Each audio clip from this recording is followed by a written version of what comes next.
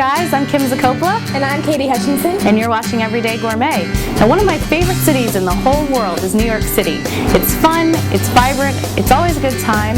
So today's show, I'll be showing you how to make some of my favorite signature Italian dishes to bring you a taste of the Big Apple. So stick around, it's coming up next on Everyday Gourmet.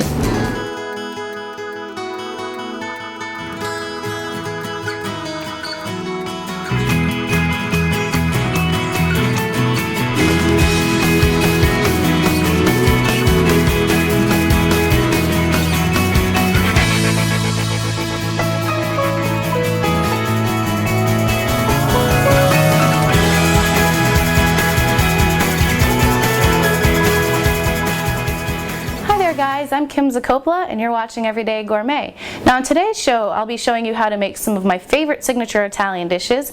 We'll be making pasta puttanesca, which is nice and fresh. It's got fresh green peppers, some onions, capers and olives, and a nice spicy red sauce. We'll also be making some grilled garlic bread, which is a nice twist on traditional garlic bread. It's a little bit nutty and full of flavor. And my friend Katie will be back later to make her signature homemade cannolis, which are simply delicious. So let's get started on making the puttanesca.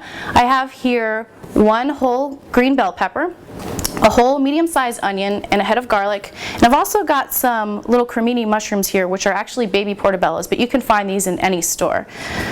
So the first thing we have to do is get started on chopping.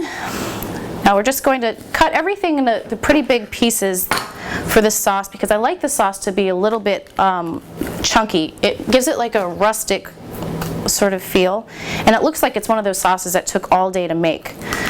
So we're going to start by taking the ribs and the seeds out of our pepper, which you just simply pull up on the stem. The seed should come out almost in its entirety. And then just run your fingers along the ribs of the pepper, and that'll come out pretty easily too. Now if you give this a nice little tap on your cutting board, all the seeds will fall right out. So like I said, you want this to be cut pretty big, so I'm just going to cut this into little strips just like that. And if you like your vegetables smaller in your sauce, if you like a smoother sauce, that's completely fine. I just prefer this sauce to be pretty chunky. And when this all comes together, it looks beautiful on the pasta. So there we go. We've got our peppers cut nicely. I'll just put these in a bowl here. And then we're also going to chop the onion roughly the same size. So we're just going to cut the ends off first, just like that. And then just cut this right in half down the middle. And then we're going to pull away the skin and the top layer of the onion if it looks a little soft, which this one does. Just like that. Do the same thing to the other half. This one looks a little stubborn. There we go. Now for the onion, we're just going to run our knife straight down the center and just make cute little half circles, just like that. And then once you've cut these, you can actually throw them into the bowl with the peppers because they're all going to be cooked at the same time. A little rough chop is fine. All the pieces don't have to be exactly the same size. It makes for a more rustic looking sauce. Okay, we've got our onion chopped. Throw that in the bowl with our peppers.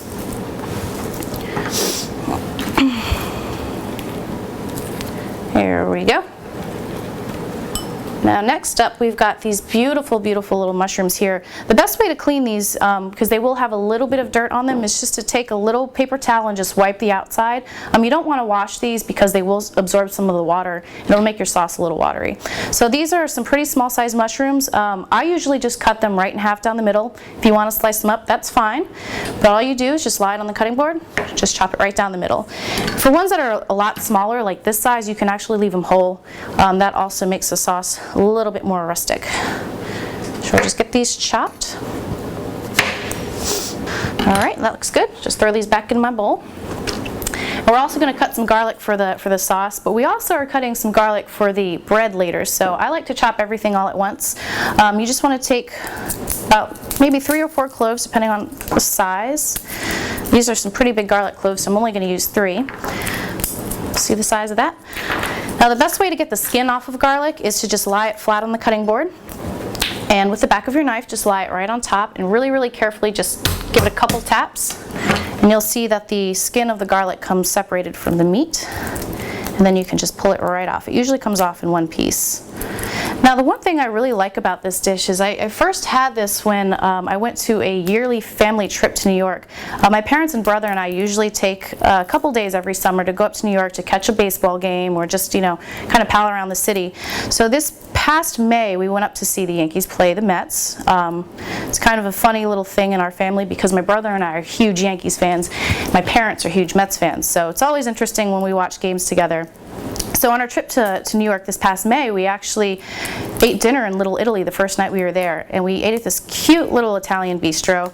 I usually am the type of person that orders the same thing when I go to a restaurant. I usually get, chicken parmesan or something like that. But I saw this dish on the menu, and I saw that it had the olives and the capers and stuff in there, and I, thought I'd give it a try, and instantly fell in love with it right away.